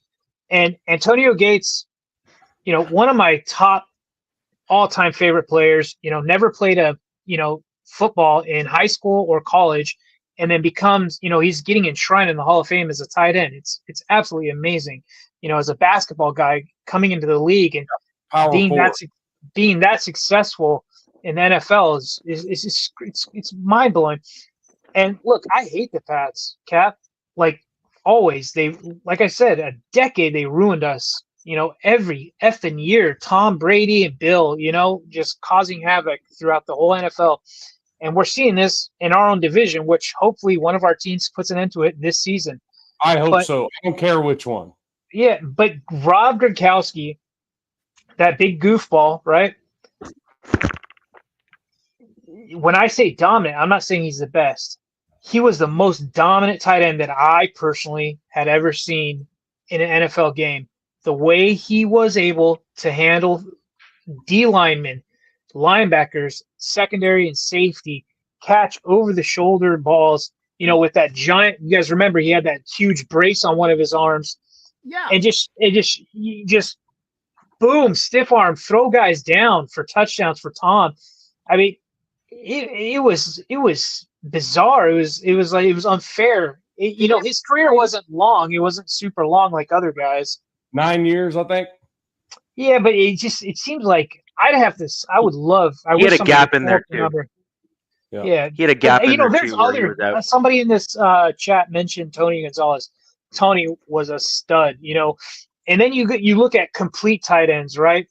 Like right now, I think arguably people would say the best complete tight end in the NFL right now would probably Kittle in San Francisco, but everybody's super high. We're all looking at you guys' team, Bowers, as probably the next generational tight end, right? Coming into the league. So there's all these categories. We all talked about joker tight ends, and then there's complete tight ends. There's all these different sizes these days. So it's a tough debate. But when I say dominant, personally, that's just my opinion. Who looked the most dominant, like he could just do whatever he wanted. Zed, I don't, like I said, I give Rob Gronkowski credit. He was a dominant tight end, but the statement going back to semantics, and I'm big on effing semantics, when Richie Richey said that he, in his opinion, which is fine, it's his opinion, Sure. in his opinion, Rob Gronkowski is the greatest tight end to ever play the game, is I can't even think of the words I can say. Yes, I don't think I'm as bold as our neighbor to the north to say he was the greatest ever. Because No. I personally, I don't know who is. There's been so many greats, and it's like, how do you judge who's the best tight end, right? Nav, who is he a great blocker and pass catcher? Like, right. Well, that's the thing. It's kind of like with the Raiders right now. The the Bowers and freaking and Mayer, they are complete. Both are complete tight ends. Yes, they can run around. Mayer is more of an inside tight end. Yep, He's going to be in the middle most of the time. You're not going to see him catching much stuff on a fade in the corner of the end zone. You're going to see him catching touchdowns over the middle. He's going to be a safety blanket. He's an inline guy. He gets hung out to dry most of the time. Pun intended on that safety blanket, because again, I mean, real pun intended on the safety blanket, because in all sorts of the words, he's gonna blow up the safeties that are supposed to try to cover, and you have to put a nickel to even go there. And he's a big dude blanket because he catches everything. I mean, it's this modern NFL guys though. This modern NFL, you need like 2 to 3 types of tight ends. Let's just be honest. That's true. And that's why I'm saying, and again, Richie, that's fine. It's your opinion. That's fine. The old adage, everybody has an opinion and everybody has an asshole, and they could all stink. But I'm sorry. I'm just berating you because, again, I never said that Casper or Chester or Christensen was the greatest tight end. And if you're going to go by Raider thing, no, I mentioned John Mackey. Go back and look at the stuff that John Mackey did. Go back and look at what Mike Ditka did. Ozzie Newsome. Go back and look at Ozzie. I've watched Newsome and I've watched Ditka throughout like a good portion of their games. They were phenomenal, and they played in an era that was brutal. Say considerably different than what we play now. Certainly in an era that I is more aligned with kind of my upbringing and how I play contact sports. And I appreciate what they've done. And Ditka was one of the guys that set the tone for certain tight ends, and certain guys will, for what you can do, right? Like, but the fact remains is that when you look at a bunch of different factors, all of those come into play. Like, for example, were you fully dominant over everyone that you went against, or did you have a nemesis? Or was there someone that was able to stop you, for example? Were you able to do certain things? Did you kind of reset the bar? And I think those guys that you mentioned, they all reset the bar in their eras for sure. But like, for example, were some of those guys able to, and this is semantics, as you said, or the very kind of nuances within the position. I'm looking at a tight end. If I'm going to put someone in the category of the best within their position, they have to be a complete tight end. And frankly, I don't even deem pure pass catchers to qualify as That'd be being Gonzalez. the best or greatest within their position. Because as a tight end, to be a true tight end, you have to be kind of a bit of a jack of all trades. You have to be able to inline pass block. You have to be able to pass catch, and you have to be able to kind of be that kind of unilateral guy across the team. And Right. we've seen outlet. more of those. You've seen a lot more of those unilateral guys in, actually, funnily enough, in the more modern NFL than you did in the older NFL. So the older NFL, more of them were inline pass blockers or the inline tight ends that we know in today's NFL, and they Except for didn't Matt. typically pass catch as often. And there's exceptions to the rules, so don't say, oh yeah, but what about this guy? And I'm aware that there's a handful of dudes that were exceptions to the rule. They all existed. But back in the day, in the original tight end position, most of the dudes were inline blockers, and they occasionally caught the ball. That's fantastic, and that's awesome. But in the tight end position, in terms of how that position has completely matured in the NFL as it is, generally speaking, you have to be able to kind of do both. And the all-time greats, and I mean the guys that have to be considered as all-time greats, must be elite at both inline pass blocking and pass catching. You have to, in order to even be considered in the conversation. And I give you Ray Chester, who doesn't get a lot of pub. If you're going that can be elite at catching the ball, at blocking, and doing other things, Ray Chester. And yes, I and again, you're going to call a Raider bias, but look at what Ray Chester did. Raiders had some great players back then. Yeah, Man. I mean, and the other thing is that you had Chester and Casper at the same time, kind of like what the Raiders have now with Bowers and Mayer. Exactly. Who are you going to effing cover? What? Pick your poison. Especially if you're going that tight end. And but Ray Chester is that guy. And again, looking at the list, about Richie's team, Ozzie Newsome. Give me Tony Gonzalez as much as I hate him, because he did all of those things as well. I just think you're a little off the ball with Gronkowski. You're going to go modern. Well, here's my problem. Modern era. Here's my Tony Gonzalez and Antonio Gates, who should be in and did finally get in. And my problem with both of those is they have in common. They have basketball. Yeah. Good point. Yeah, Captain. but see, this is what my problem is. Gonzalez was never a great blocker. He was good, but never great. I'm not sure that's block. true. He put himself out there. He did the thing, but he was never great. You would never look at Gonzalez and see what he put on film and say, oh, that guy blocked as well as, say, Rob Gronkowski or even George Kittle in the modern NFL. As he wasn't built like either. Wasn't built like him either. But this is what my point is, right? Is that I'm the way that I'm assessing it, and it is subjective, and you can weigh certain things more than other things. That's totally cool, and that is awesome and good for you. But my general metrics of what I deem in the upper echelon and upper categories for the tight end position is you need to be basically able to block on an island, and you need to be able to put up pass catching numbers that are maybe not necessarily equivalent to, but certainly in the discussion with wide receivers. Yep. On your team, right? If you're going there with the numbers for wide receivers, then you're making Todd Christensen the case, because you have over 100 friggin' catches, leading the league in catches, right? Those are your numbers. And by the way, Todd can friggin' block too. So I'll play your game where you can say, well, in line, I give you Raymond Chester. Well, with the numbers, I give you Todd Christensen. I think I'm going to look up Raymond Chester highlights later on. And you know what?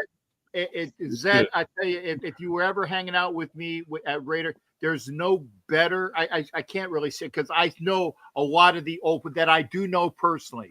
Raymond Chester is an awesome gentleman. Oh, cool. Very understated, and he doesn't get the accolades, Recognition probably he should deserves, right?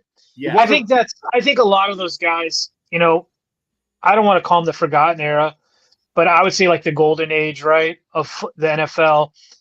You know, kind of like that second part of the merger, right, AFL to the NFL. They get forgotten. Yeah, and it has to do with probably internet. It has to do with a lot of things, but I'm glad that, you know, there's guys around that can bring them to light, you know, and I'm sure there's many more that need to be brought to light, you know, for the contributions to the game. You know, it was a different time, these guys were super tough. They weren't as freakish athletes as we have today, but they were hard nosed, man. They played hurt. You know, we got guys that, you know, they'll sit out if Christ, you know, like they stub their toe, they're out, oh my God, for 2 weeks or something. These guys were getting stitched back up on the sidelines, you know, getting fingers reset, things like that, you know. And that's why it's unfortunate that, because if you look at the YouTube highlights, okay, if you go back and you look at the YouTube highlights, you said if you look at Mike Ditka, you're gonna see catch, you know, all of the, you know, the one, and you're gonna, and I give you John Mackey of the Baltimore Colts. Thank you, Frank. God, why did I forget Kellen? Damn it. Winslow was legit too. Right, he was legit. But the thing that was the Air Coryell stuff. You guys know about Kellen Winslow is the fact you see the highlight reels. So I catch it. Yeah. Kellen Winslow could block. John Mackey could block. Mike Ditka can block, and all the Raiders that I told you about could block. Yep. Oh, I believe you. I believe you, Captain. That's why I went high right and ballistic when Richie's saying that Gronkowski is, again, his opinion. But Cap, Rob also could block too, man. Rob he could, but that's what I'm saying. All the way up the field. Whistle after the whistle. So Cap, I agree. It's tough to say who the hell the best is. Richie already picked his. I can't pick. I just saw there's one dominant. I love Gates to death. Obviously, I'm biased. You know what I mean? He got in. He deserved to be in. Yes, and I'm so excited. Hey, I agree with that too. So, can I run down some Charger news real quick? Is that all right with you guys? Sure. Yeah. I know we don't have much time. Yeah. I'm sorry. It's when I'm on the show, Richie. You know, so thank God that Ken is on here for me a lot. So the Chargers are a week ahead of everybody on right now, just due to the Hall of Fame game that I'm actually super excited for, because there's a lot of rookies I really hope to see. Plus, I can smell football. I'm so tired of watching all this other stuff. I'm ready for football season to kick off. Let's run through this real quick. And it's not going to be in chronological order, but you know, the Chargers just had 2 days of practice at USD. That's Jim Harbaugh's old stomping grounds, you know, when he started his coaching career. And for some of these guys in the chat, I was reading some of his chat. I read it. You know, I don't know if there's any coaches in this division that had a relationship with Al Davis. Jim Harbaugh had a relationship with Al Davis. Yes, he coached with the Raiders, and he asked Al, hey, what do you think about me coaching a USD? Al said, you're crazy. You're a pro now. You're a pro coach. This is where you're supposed to be. But he gave Jim the blessing to leave, and Jim started his coaching career at USD as a head coach. Well, he took the Chargers there right now. They just finished up their second day. Last 2 days ago, they got to do a walkthrough on the USS Abraham Lincoln with sailors and stuff on the deck, which I thought was super cool. That's cool. My favorite boat. Dirty Lincoln or Stinky Lincoln? Stinking Lincoln. 72. I've never seen that ship personally, but I think that's, since I've moved away from San Diego, that's its new home port. It's been I've seen a lot of the ascent of the Lincoln being the fact that we were the Alpha Whiskey, which is the air warfare commander. Yeah. I was on Princeton. So our job was to take care to make sure that nothing got through to the Lincoln, and the destroyers and the frigates, their job was to come in between what they call torpedoes. That's their main job. Man. And so I love what Jim's been doing. Last year he had the boys at Camp Pendleton with the Marines, and this year he had them spend some time with the Navy. I love it. He's trying to. I don't know what the organization is doing because half the San Diego fan base hates them, and the other half misses them. So it's a really weird thing. Anyways, the rookies are balling out. Some of these rookie picks have got a lot of people really excited because if you guys remember, Herbert wasn't in camp last year at this time because he had a foot injury. He had plantar fasciitis, tore some ligament in his foot or something like that. So it's really good to see that some of these rookies are actually building a good rapport with him coming into this season because we're going to need it against Richie's team, against your team, against the Chiefs. Because guess what? We're playing all three of you guys back to back to back. They brought in Naheem Sanders. If you guys remember, he got in that crazy jet ski accident and tore his ACL in 2022. He was that longtime Buffalo Bill and Indianapolis Colt running back. And red flags went off because if you guys haven't been in the news, Najee Harris obviously is playing with fireworks and effed up one of his eyes and is looking like Navman's flags probably. Nobody's seen him. Supposedly he's been in they're being very vague about it. Just like, Richie and I talked about this a few weeks ago, they're not letting anything out. But so that went off. We got red flags now. But, this guy looks ready to rock. We'll see. Who the hell knows? Mike Williams, he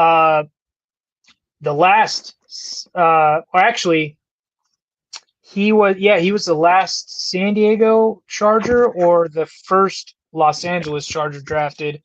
He retired unexpectedly. And I was excited about him coming back because he was healthy for 17, 18 games last season with two teams, with the Jets and the Steelers, even though statistically it was his worst season ever. So it's a bittersweet for him to retire because he's a great guy. His body just failed him. And, he was a great 50-50 catcher. So he's retired. Sucks, man. I wish him all the best. Thank you for your sacrifice to the teams. I appreciate it. And I then see him as a great example. Sorry, just to interject. Mike Williams is a great example. He is the dude that has all of the physical gifts, but he is the exact example of why genetics matter. Sure. Because some dudes have all of the physical gifts, but they don't have the durability in their body in order to maintain playing at the caliber of the NFL and the abuse that the NFL puts on their bodies. And it's such an underrated thing of just because the guy that you went to high school and college with can run like a 4.2, that doesn't mean that his body can withstand the beating, and I mean just beating, that contact sports basically put your body through. And so the fact of the matter is, at the NFL level, your body needs to be able to do both. You need to be an elite level athlete, and you need to have the genetics by which your body can absorb the hits and the abuse and come back and do it again and again and again. And it's just such rare air. That's why these guys get paid so much. Richie, I completely agree with you. He reminds me of a guy named Jason Verrett, the Chargers also drafted, that his body just failed him. And if you guys remember, Williams came into the league with like a neck history and back history. The guy made some acrobatic, plays and just landed too hard. So he literally put his body on the line and it just failed him. And you know what? He got 8 years in the not a contact. Yes, correct. He played 8 years in the league. So congratulations to him. Hats off to you. He was a great guy. Now I say it's a bitter edge because this lets these rookies come up faster than maybe they should have and build that rapport with Justin coming to this season. And the Chargers did on board 2 wide receivers and a tight end this season, rookies who have been, making hay at camp so far. So we'll see. Another one that's kind of an emotional one, and I'm not going to be emotional because, to be honest with you guys, I did cry when this came out because Phillip Rivers is retiring as a Charger.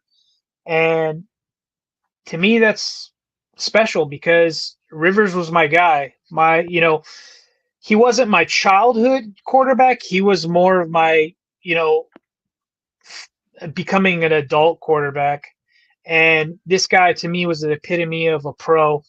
He's a great family guy, great team guy, great leader, great everything. If you want to strive to be somebody, you look to Phillip Rivers. You look to how he leads his life. And everybody was wondering, and the Chargers were wondering, when is this guy going to be retired as a Charger? And, it's no secret he was a fan of the move to LA. And everybody saw him. He went back to Alabama, coached his kid at a private high school in North Alabama and such. And I'm glad to see that they are rekindling and he is finally getting retired as a Charger. It makes me very happy. That's cool. Yes, cool. he was a busy man. He's a family man. He's starting his own NFL team, I guess. I made the joke yesterday, and I said, I'm going to have to do it again because it was great. I said, and congratulations to Phillip Rivers and his 19 kids. Yeah. But again, I like again. That's the joke. But again, I will say Phillip Rivers. The fact that I've already had four F-bomb drops tonight. The man never cussed. Never cussed. Never cussed. Not that shit. And funny story, real quick. When Jim Harbaugh was coaching with the Raiders, Phillip actually trash talked him on the sidelines, and Harbaugh was so baffled because Harbaugh was like, he never said a cuss word to me, but I knew he was talking trash to me. Yeah. And I thought that was hilarious. But good for him, and I can't wait to see when they do it. I don't know if they'd announced the week yet. Another thing where I'm just running through stuff. The most important thing with Rivers, and if you don't do it, like your team has to do it. Rivers' thing is the bolo tie. That is his thing. Like, funny you brought that up. I'm sorry, but the only appropriate thing to do in the Rivers retirement thing is to do a Chargers logo bolo tie and give it to everyone in the audience. I am putting that out as Richie, a Broncos that fan. Is a great idea. I'm sorry, but the dude is a legend. Look, it was hard to hate him even as an opponent. It was hard to not like the guy. You look at to Rivers' fault, what sucked about being him is that he had Tom Brady in his career. That you look at all those quarterbacks, Ben, Eli, Rivers, Peyton Manning, it was just loaded with quarterback talent. It was such a good era for quarterback play, and I'm hoping we'll get there again. Which his numbers are ridiculous. Yeah, his number. He was one of those guys. He toughed it out, man. So I'm gonna run through some stuff. The other thing is the Chargers unveiled 2 alternate uniforms. One I can't effing stand, and there's a reason why I can't. There's a reason why I can't stand it because they designed them for kids. Because the younger Charger fans love the yellow, apparently from the studies they did, and so that's why they went. And they brought back the navies, hence why I'm wearing all navies. To me, the best uniform the Chargers ever had, and that's counting the blue. That's the best uniform the Chargers ever had. The powder effing blue. I'm sorry. That looked good. Yeah. Their new navies they just came out with that tops, and just my opinion, but I know they got some good uniforms. So they're wearing the navies against the Raiders, so we'll see that. But they're wearing their yellows against the Colts, which, okay, cool. I'm glad it's only one game. And then let's see what else. We'll go through real quick. DZ. Yes, sir. Yeah. I want to throw some Rivers numbers at you. Go ahead, man. Every year that he played in the NFL, I'm going to throw him out there real quick. Okay, so he was drafted His first year was 04. He did not start much. He played in 2 games.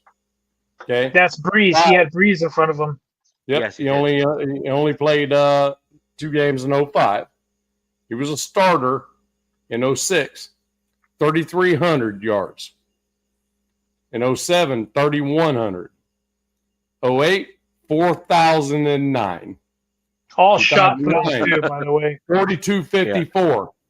2010, 47.10. 2011, 46.24. 2012, 36.06, but he had more touchdowns that year. Right? 44.78 in 2013, 42.86 in 14, 47.92 in 15, 43.86, 45.15, 43.08, 46 for a total of 63,440 yards. Yeah, man. Total. Look, this guy would he made a custom Sprinter van when the team moved to LA.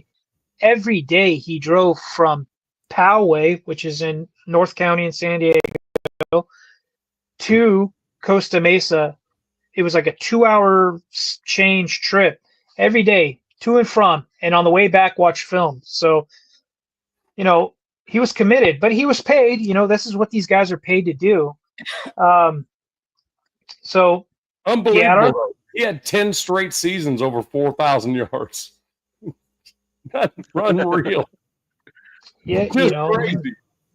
He had LT and Gates in some of those seasons, man. So yeah, true. But I'm not going to go through all their injuries, and we got Slater holding in, holding out, injury. Who the hell knows? Right. Kind of another weird fact. It's not really news, but I thought it was kind of interesting. Herbert, I guess, tested out something in minicamp that nobody picked up on. You know how quarterbacks kind of wear visors sometimes?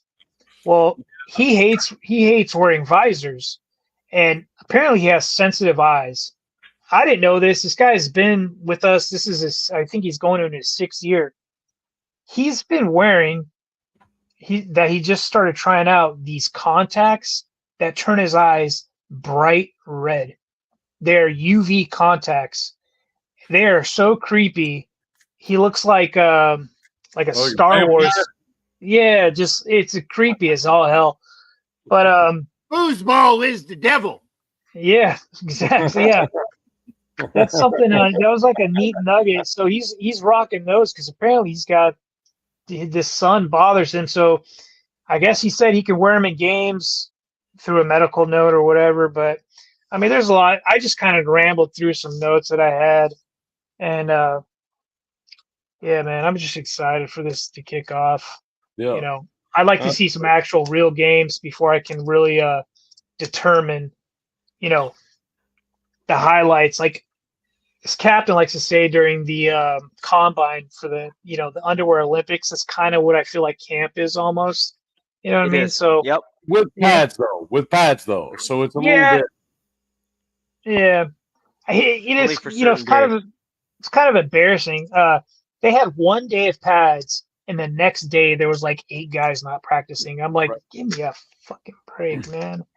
It's like one day of pads, and all of a sudden it's a laundry list of dudes who said, "Just kidding, we're So I really... thank you for dropping a bomb there, DZ. So I wasn't the only one that did it tonight. If I could ever get my own channel plugged in, we'll do that. Yeah, and then I'll drop F-bombs to get canceled on my own. Hey, again, so Skynet is here.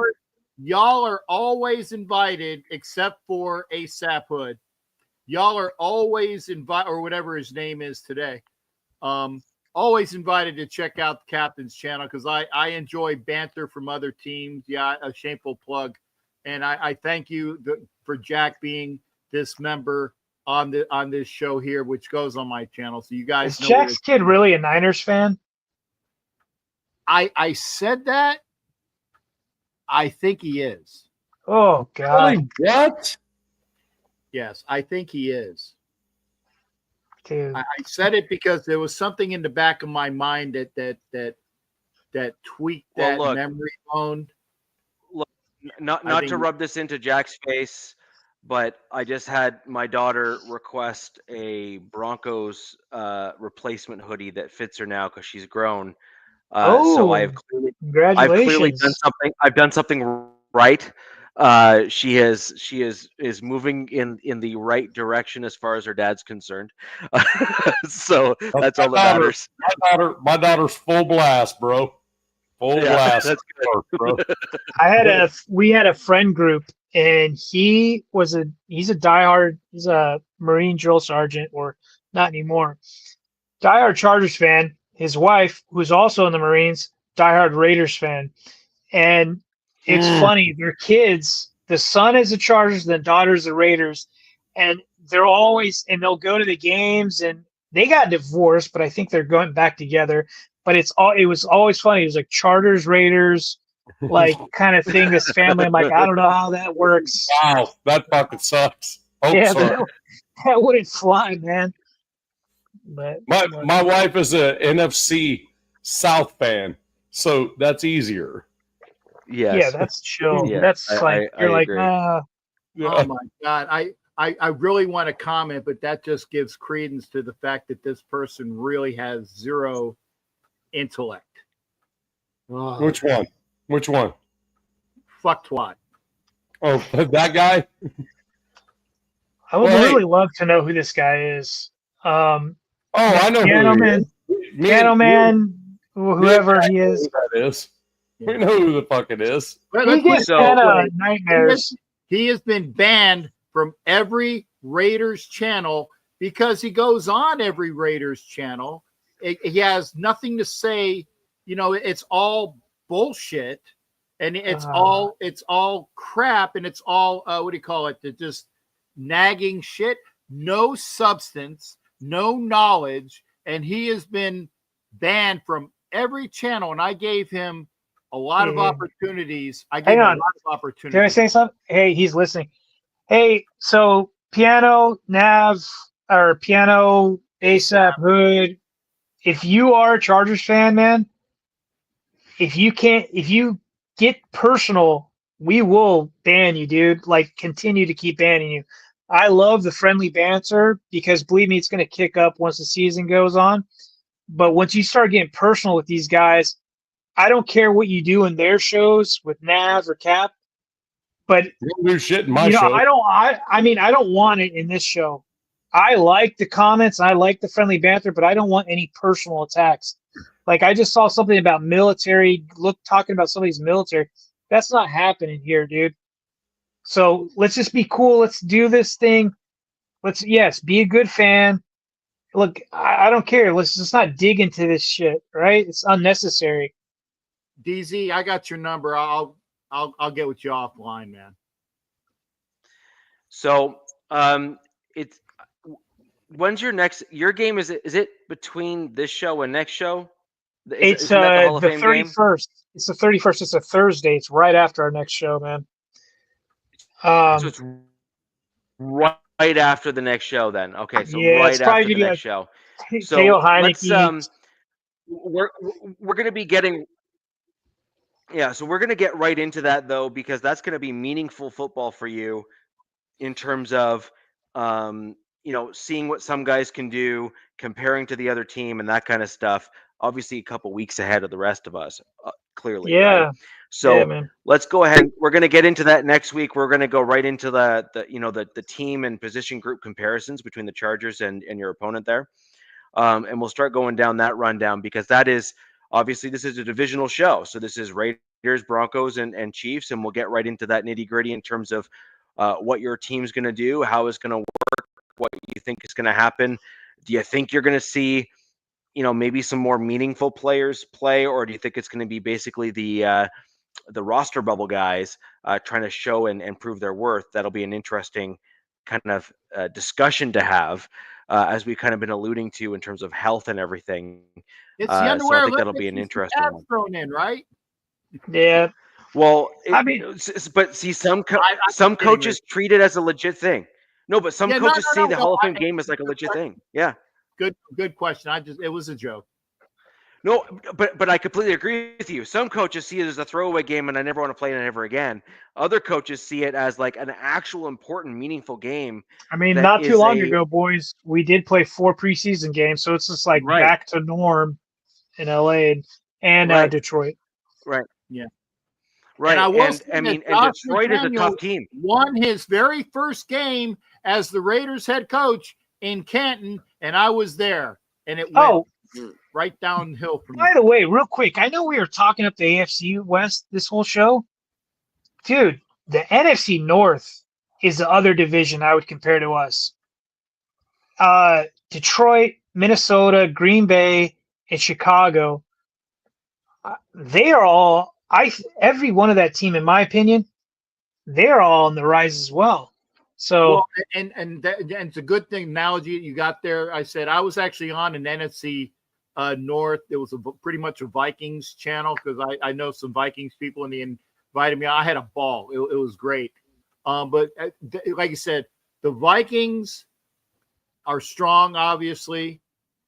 The Lions they're gonna go back a little bit because the fact that they lost both Ben of their Johnson, coordinators.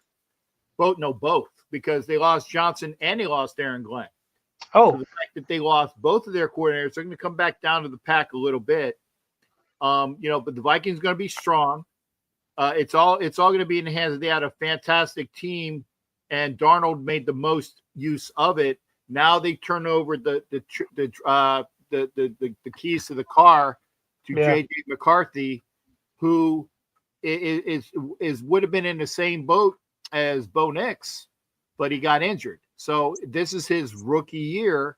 So he can do that with a much accomplished team. So Minnesota's looking good. Don't count out the Packers. The Packers were a dynamo at the end of last year coming up. And the Bears are kind of like that division's Raiders. They're gonna get better. They're gonna be a thorn in the side within their division, but they're not there yet. But they're going to be building. They're going to be building for that team. And I applaud them for what they did with their offensive line. They brought in a lot of guys. Right. And the weapons for Caleb. And it's a matter of, the previous quarterback who got run out of town, run being the operative word. You see what I did there? Because if he didn't like the play, he would run. Okay. And that's why he wound up being on the Steelers, because he didn't listen to his offensive coordinator. Okay. So the point is that they're going to get better, but Caleb will actually listen to Ben Johnson, and they're going to be a lot better this year. He better. Oh, he will. He better. He will. It's that, but that division's going to be it's going to be a fantastic. Remember, the old NFC Central, the black and blue division. I'm showing my age here. Okay, NFC Central. Wow. NFC Central, there was only 3. It was the East, the Central, and the West, right? The black and blue division of the NFC Central was what the AFC West was in years gone by before they had the 4 divisions. And oh, by the way, and I said this on this channel, I think, even when you throw Seattle in there with that 5th member of the AFC West, we beat the living bejesus out of everybody, and we had the best division in football. The NFC Central, aka now the NFC North, was the black and blue division. That's where they build their bones. Okay. And by the way, that's where the Bucs went their second year. They went to the NFC Central. So just saying. Thanks for the history. Appreciate it, man. I do a lot of decent things here, Yeah. Oh yeah, those guys, divisions are kind of the trajectory. I think. Sorry, Rich, go ahead, man. Well, and of course, our division used to have the Seahawks in it. Yeah. Right. Like in the AFC West, and so that was a kind of an interesting kind of interchange there and everything, right? So we've gone through some ebbs and flows within the AFC West as well. But anyways, we've covered off a lot of the training camp. Right now, we're still in early days, and to be quite honest, it's just a matter of, are guys staying healthy? Are they at least looking decent? Are you seeing the basics from the basic position groups? We've kind of all covered that off. I think my Broncos are. I think that a lot of the other teams are kind of showing that they are on the ascent. which is going to make for a very interesting season within the division, and frankly, for all of our teams as the season goes on. And then next week, guys, as I was alluding to earlier, and there's a quick announcement before the show ends out here, is next week we're going to go pretty much full on Chargers and start talking about the Hall of Fame game and everything else there, as well as a more in-depth camp recap. There'll be more camp stuff, yeah. Yeah, there'll be a little bit more camp stuff to cover as well. But before we close out, and this is one last thing before we close out, ladies and gentlemen, DZ has his own channel. It will be published, and I will repost it on my X account. Okay. Yeah, I'm learning, man. I'm learning. This stuff is okay. So let's all. I don't care who your fandom is. If you're Raiders or Broncos or Chargers or Chiefs, we kind of try to do our best to cover everything here. And let's give DZ some support. Let's get him some subs to get him to a point where he can go ahead and get himself branded and monetized and all that good stuff. So let's go ahead and give him a follow. You can check out my X account, which is right over that away. I will be sharing it again shortly after the show. And let's go ahead and get as many subs over to DZ's channel as possible. More content is coming there soon. And this show will also be live streaming on his channel going forward as well. Thanks, ASAP. Appreciate it. All right. Now, ladies and germs, or ladies and gentle spoons, ladles and gentle spoons is the correct way of saying that. We are now done. I have successfully managed to be the only one of us that is not cursed on the show today, so I will wear that badge proudly. But hey, we will. There you go. Thank you. I appreciate that. Yeah, it's a subtle. You use the Queen's English there. Good for you. Ladies and gentlemen, we will be back next week on the Wild Wild West podcast, where the West Side is the best side. Peace. Yeah! Fast lane when I pass in the street, bag of money in the passenger seat. Tempo's been asking for me on the road from the west to the east. Way up, I might never come down, cause the coast racking up the flight miles. So high, I might never come down, so what, this is my lifestyle. Wait a minute, work hard for